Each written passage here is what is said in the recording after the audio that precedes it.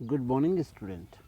Today, for ninth class student, we will summarize the whole chapter of the fundamental unit of life. तो आज हम पूरे chapter को एक बार फिर समराइज़ करने का काम करेंगे। तो जिन छात्रों ने, जिन स्टूडेंट्स ने ये पहले की वीडियोस नहीं देखे हैं, उनके लिए बहुत एक अच्छा मौका है कि आप पूरे चैप्टर को एक साथ आप समराइज़ कर सकते हैं। जो विशेष, जो मुख्य बिंदु हैं, जो मुख्य पॉइंट हैं, उनको सभी को आज हम पॉइंटेड आउट करने का काम करेंगे। तो चलो स्टार्ट करते हैं। तो सबसे पहले हम लोग, the cell is the smallest unit of structure and function of all organism. तो एक्सेप्ट वायरस, तो केवल वायरस को छोड़कर जितने भी लिविंग बीइंग्स हैं, जितने भी लिविंग बीइंग्स हैं, सभी की जो यूनिट को माना गया है एक संरचनात्मक, स्ट्रक्चरल एंड फंक्शनल, क्रियात्मक रूप से। अगर हम किसी भी ऑर्गन्स को, किसी भी लिविंग बीइंग्स की अगर फंडामेंटल यूनिट के बारे में अगर हम बात करें तो बात करते हैं हम सेल्स की। तो cell is suppose to be a fundamental unit of life, और कह सकते हैं कि सभी लिविंग बीइंग्स की जो फंडामेंटल जो यूनिट है वो आपकी है सेल। आगे चलते हैं बच्चों कि the cell, a typical cell is bounded by the plasma membrane, has cytoplasm, has genetic material DNA, RNA।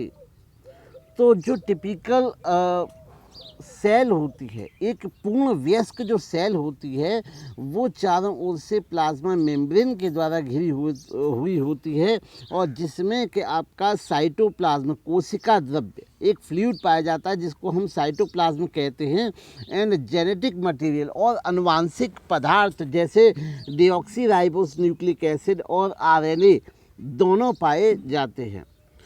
इसके अलावा cells of bacteria and blue-green algae, cyanobacteria, do not contain distinct nucleus। और जो आपके पहले भी हम लोग प्रोकैरियोटिक सेल्स में पढ़ चुके हैं, फिर से मैं रिवाइज करवा दूं कि जो सेल्स ऑफ बैक्टीरिया हों, चाहे ब्लू ग्रीन एल्गी जिनको साइनोबैक्टीरिया की संज्ञा भी देते हैं, उनके अंदर कोई अलग न्यूक्लियस नहीं होता है। They called prokaryotic cell. इस प्रकार की जो सेल होती है, इस प्रकार की जो कोशिका होती है, उसको हम प्रोकैरियोटिक सेल कहते हैं। Such cell have only one membrane, that is plasma membrane. तो इस प्रकार की जो सेल्स होती हैं, इनमें केवल और केवल प्लाज्मा मेम्ब्रेन पाई जाती है, जिसके द्वारा जो सेल होती है वो घिरी होती है।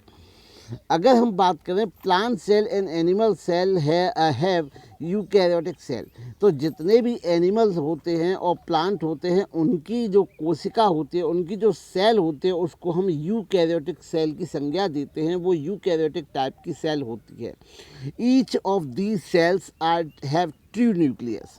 और इस प्रकार की यूकैरियोटिक सेल्स जो होती हैं, उनमें एक वास्तविक न्यूक्लियस पाया जाता है, a nucleus which is bounded by the nuclear membrane। और जो न्यूक्लियस होता है, न्यूक्लियस चारों ओर से, जो न्यूक्लियस होता है वो न्यूक्लियस चारों ओर से न्यूक्लियर मेम्ब्रेन के द्वारा कवर अप होता है। तो जो न्यूक्लियस होता है, न्यूक्लियस चारों ओर से न्यूक्लियर मेम्ब्रेन के द्वारा कवर अप होता है। These also have various membrane bounded organelle such as endoplasmic reticulum, Golgi apparatus, mitochondria, plastids etcetera. तो इसमें विभिन्न प्रकार की और भी मेम्ब्रेन ऑर्गेनल्स पाए जाते हैं, जिस प्रकार से एंडोप्लाज्मिक रेटिकुलम है, आपका गोल्जी एपरेटस है, माइटोकॉन्ड्रिया है और प्लास्टिड्स है। तो आगे देखेंगे बच्चों कि activities performed by an organism is the sum of the total action performed by the constituent cells. तो पूरी बॉडी का या पूरे लिविंग बीइंग्स का जो आप कह सकते हैं एक्टिविटी परफॉर्म होता है, वो सम होता है। प्रत्येक जीव जो होता है कोशिकाओं से बना होता है, जो कोशिकाओं के ग्रुप से मिलके बना होता है। तो एक, अगर हम बात करें कि पूरी सेल्स की, तो जितनी भी सेल्स होती हैं सभी का जो सम होता है, जो एक्टिविटीज़ का सम होता है, इस सेल की एक्टिविटी, इस सेल की एक्टिविटी, इस सेल की एक्टिविटी, तो सभी सेल्स की जो एक्टिविटी का जो सम होता है वही आपकी बॉडी की एक्टिविटी का, किसी भी ऑर्गेनिज्म की एक्टिविटी होती है। अगर हम बात करें यूनिसेलुलर ऑर्गेनिज्म की, जैसे अमीबा, तो बहुत से लिविंग बींग्स ऐसे होते हैं जिनको हम माइक्रो ऑर्गेनिज्म की श्रेणी में रखते हैं। उनकी जो पूरी बॉडी है वो केवल और केवल एक बॉडी स्ट्रक्चर से बनी, एक सेल से मिलकर बनी होती है, जैसे कि अमीबा। तो अमीबा है, प्रोटोजोआ है, प्रोटोजोआ परिवार का एक सदस्य है अमीबा, जिसको हम कह सकते हैं कि एक यूनिसेलुलर ऑर्गेनिज्म है। इतने माइक्रोस्कोपिक होते हैं कि हम इनको अपनी आँखों से नहीं देख सकते। इनको हम लोग माइक्रोस्कोप की सहायता के बिना नहीं देखे जा सकते, इतने होते हैं, क्योंकि इनकी जो पूरी बॉडी होती है, संपूर्ण बॉडी होती है, वो केवल और केवल एक सेल से बनी होती है। इसके ठीक विपरीत जो मल्टी सेलुलर ऑर्गेनिज्म होते हैं, जैसे हम मनुष्य, we have coordinated a compartment in their body cells. तो हम लोगों की जो बॉडी होती है वो एक प्रकार की जो सेल्स के जो कंपार्टमेंट्स टाइप के होते हैं, उनसे मिलकर असंख्य कोटि कोटि करोड़ों सेल से मिलकर हमारी बॉडी का निर्माण होता है। Plasma membrane is a living selective permeable membrane, chemically comprises phospholipid and cholesterol, protein and carbohydrate molecules. These molecules are organized in such a way that plasma membrane is said to be a fluid mosaic structure. अगर हम चर्चा करें, बात करें plasma membrane की, तो plasma membrane एक selectively permeable membrane है। सेलेक्टिवली परमेबल मेम्ब्रेन का तात्पर्य होता है कि ये अपने अंदर से कुछ विशेष प्रकार के साइज़ के जो पार्टिकल्स के जो सब्सटेंस होते हैं उनको ही ट्रांसफ़र करने को अलाउ करती है। सभी पार्टिकल इससे होकर नहीं गुजर सकते हैं, तो ये सेलेक्टिवली परमेबल मेम्ब्रेन होती है। और केमिकली अगर हम बात करें तो यह phospholipid, cholesterol, protein, carbohydrate molecules आदि से मिलकर बनी होती है। These molecules are organize in such way that plasma membrane is said to be fluid mosaic structure.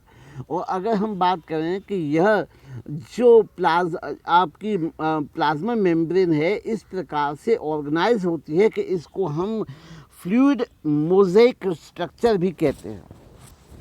Plasma membrane, तो function of the plasma membrane include diffusion, osmosis, mediate transport that facilitate diffusion, transport, active transport and endocytosis, that is phagocytosis, photocytosis and receptor mediated endocytosis.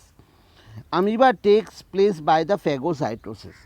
तो अगर हम बात करें plasma membrane की, तो plasma membrane एक ऐसी मेम्ब्रेन है जिसमें बहुत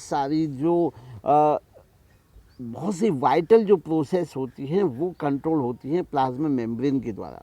अगर हम बात करें तो प्लाज्मा मेम्ब्रेन के द्वारा आपका डिफ्यूज़न,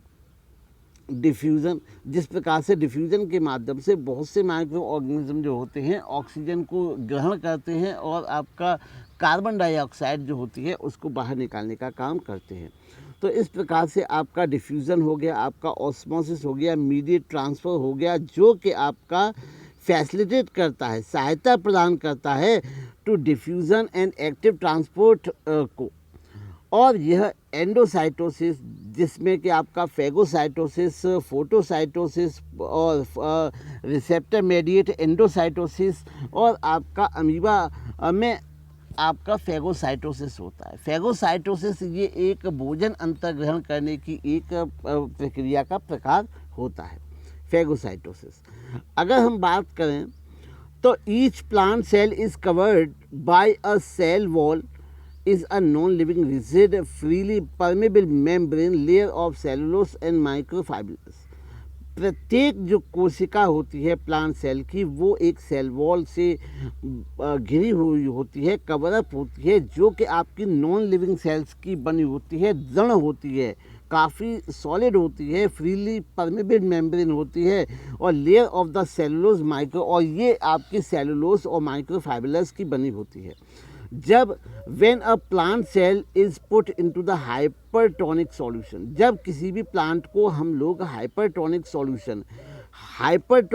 सॉल्यूशन का तात्पर्य होता है कि हैविंग लेस वाटर, जिसमें वाटर कंटेंट क्या होता है, कम होता है। It loses water due to osmosis, तो ये जो होता है पानी को रिलीज करती है, किसके कारण, ऑस्मोसिस के कारण। और जब कोई भी सेल बाहर अपने एनवायरनमेंट में पानी को रिलीज करती है, कोई भी सेल है सपोज कीजिए, और कोई भी सेल है, और कोई भी सेल अपने अंदर भरे हुए फ्लूइड को बाहर के एनवायरनमेंट में रिलीज़ करती है, रिलीज़ करने के बाद में इट स्क्वीज इन साइज, तो इस प्रोसेस को हम एक्सोऑस्मोसिस कहते हैं, एक्सोऑस्मोसिस कहते हैं, एक्सोऑस्मोसिस कहते हैं। तो इस प्रकार से एक्सोऑस्मोसिस होता है। And a result of protoplasm, plasma membrane, cytoplasm and nucleus, it shrunk away from the cell wall, और सेल वॉल की सहायता ये क्या हो जाती है, सिकुड़ जाती है, श्रंक कभी हो जाती है। And the wall phenomenon is called plasmolysis, और इस प्रोसेस को हम प्लाज्मोलिसिस कहते हैं। The colloidal ground substance of the cytoplasm is called cytosol.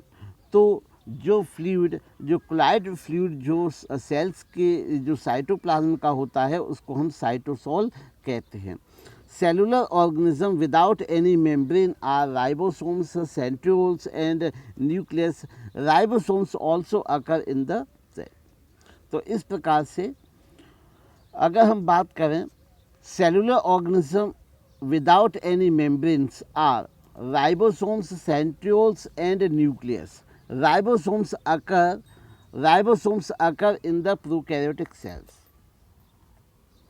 Cellular organelles जो है बिना मेम्ब्रेन के जो होते हैं वो हैं आपके राइबोसोम्स बिना किसी मेम्ब्रेन के होते हैं, सेंट्रियोल्स बिना मेम्ब्रेन के होते हैं। मेम्ब्रेन एक प्रकार की झिल्ली को कहते हैं जो पूरे सेल ऑर्गेनल को चारों ओर से घेरे रखती है, प्रोटेक्शन प्रदान करती है। तो ये जो हैं आपके राइबोसोम्स सेलुलर ऑर्गेनिज्म जिनमें किसी प्रकार की कोई मेम्ब्रेन नहीं पाई जाती है, आपका सेंट्रियोल्स हैं, आपके न्यूक्लियोलस हैं, और आपका राइबोसोम्स हैं, एंडोप्लाज्मिक रेटिकुलम हैं, और ये आपके प्रोकैरियोटिक सेल्स के एग्जाम्पल हैं। Various membrane bounded cell organism present in the eukaryotic cells are nucleus, endoplasmic reticulum, Golgi apparatus, mitochondria, plastid, lysosomes and peroxisomes etcetera. तो बहुत से ऐसे यूकैरियोटिक सेल में ऐसे स्ट्रक्चर पाए जाते हैं जो कि आपके वेल डेवलप्ड सेल मेम्ब्रेन के द्वारा कवर अप होती हैं, जिनमें आपका एंडोप्लाज्मिक रेटिकुलम है, जिसमें कि आपका गोल्गी एपरेटस है, माइटोकॉन्ड्रिया है, प्लास्टिड है, लाइसोसोम्स है और पेरोक्सीसोम्स है। Nucleus, mitochondria and plastids are covered by the two membrane. Nucleus, mitochondria और प्लास्टिड ये ऐसी स्ट्रक्चर होती हैं जो कि आपके कवरअप होते हैं दो मेम्ब्रेन के द्वारा। न्यूक्लियस, याद रखना, न्यूक्लियस, माइटोकॉन्ड्रिया और प्लास्टिड, ये तीन ऐसी स्ट्रक्चर हैं कि दो मेम्ब्रेन के द्वारा कवरअप होती हैं। तो फिर से इन पॉइंट को हम लोग बच्चों के कन्फ्यूजन ना हुआ हो इसलिए फिर से हम लोग रिवाइज करते हैं कि जो सेलुलर ऑर्गेनल्स होते हैं जिनमें किसी भी प्रकार की कोई भी मेम्ब्रेन नहीं पाई जाती है, वो हैं आपके राइबोसोम्स, सेंट्रियोल्स और न्यूक्लियोलस। तो ये तीन स्ट्रक्चर ऐसे हैं जो कि आपके प्रोकैरियोटिक सेल्स में पाए जाते हैं।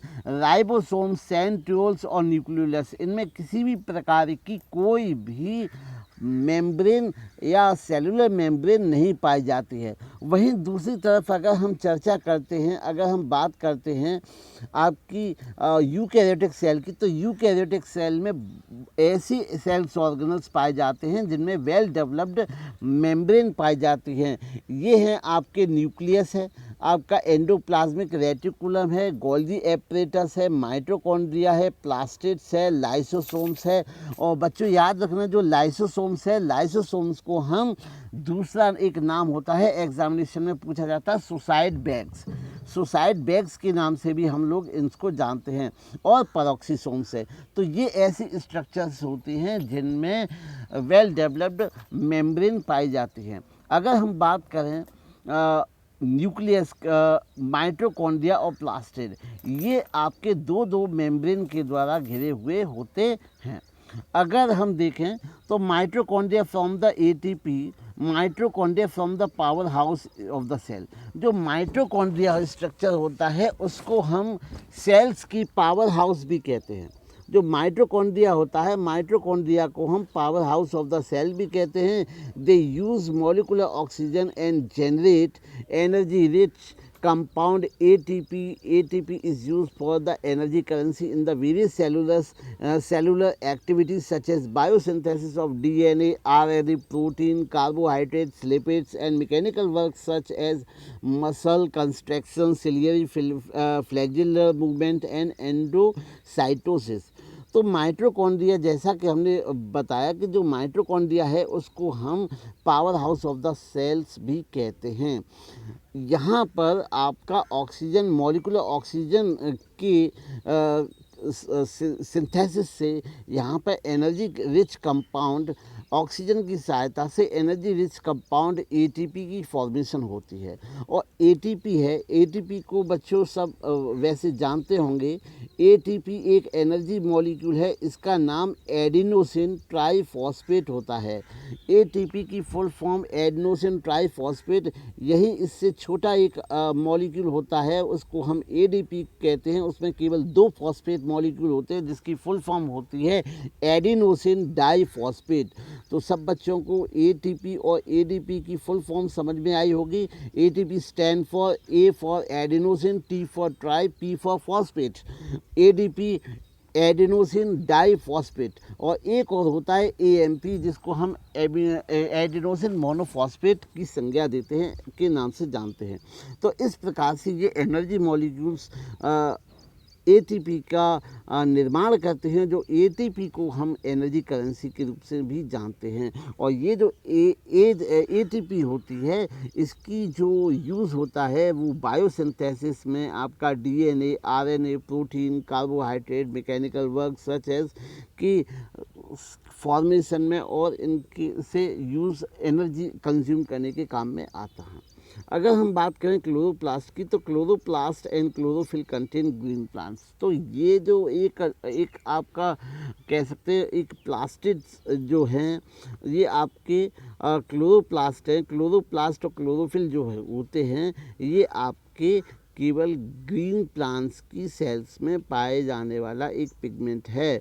They use water and carbon dioxide and convert radiant energy and sunlight into chemical energy of the carbohydrate. तो इस प्रकार से ये कार्बन डाइऑक्साइड और ऑक्सीजन का इस्तेमाल करके ये रेडिएशन एनर्जी को केमिकल एनर्जी ऑफ कार्बोहाइड्रेट्स में कन्वर्ट करता है, जो आपके लीव्स में स्टार्च की फॉर्म में जो कार्बोहाइड्रेट होते हैं वो स्टोर रहती है। और this process is called photosynthesis, अर्थात प्रकाश संश्लेषण।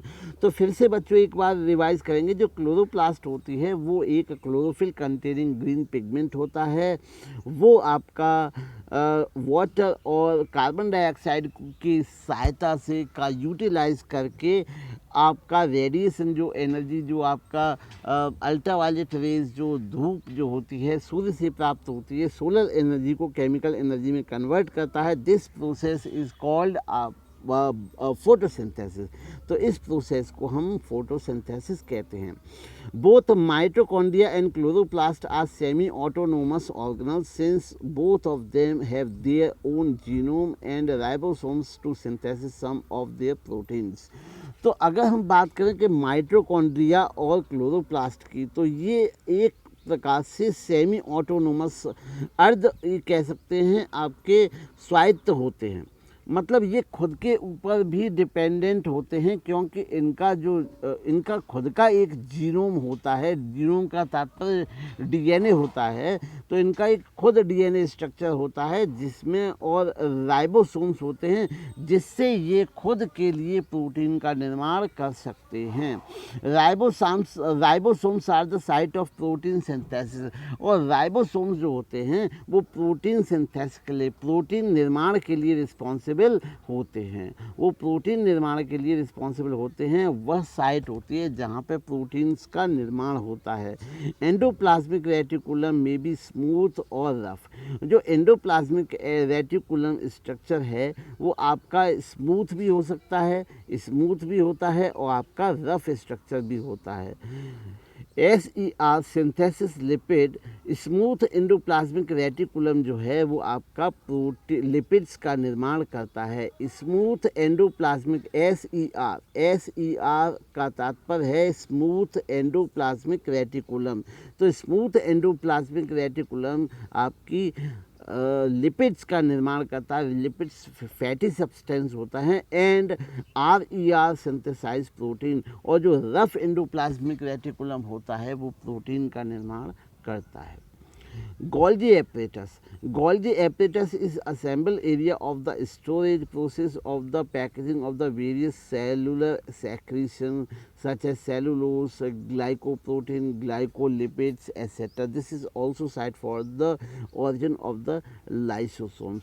जो गोल्जी एपरेटस होता है वो एक प्रकार का स्टोरेज एरिया होता है जहाँ पर आपके विभिन्न प्रकार की सेल्स की जो सेक्रीशंस होते हैं, चाहे आपका सेलुलोस हो, चाहे आपका ग्लाइकोप्रोटीन हो, ग्लाइकोलिपिड्स हो, इन सब का स्टोरेज होता है। और यहाँ पर लाइसोसोम्स भी बनते हैं। ये ऐसी साइट्स होते हैं जहाँ पर लाइसोसोम्स भी बनते हैं। और बच्चों मैंने बताया था जो लाइसोसोम्स होते हैं उनको हम सुसाइड बैग्स भी कहते हैं।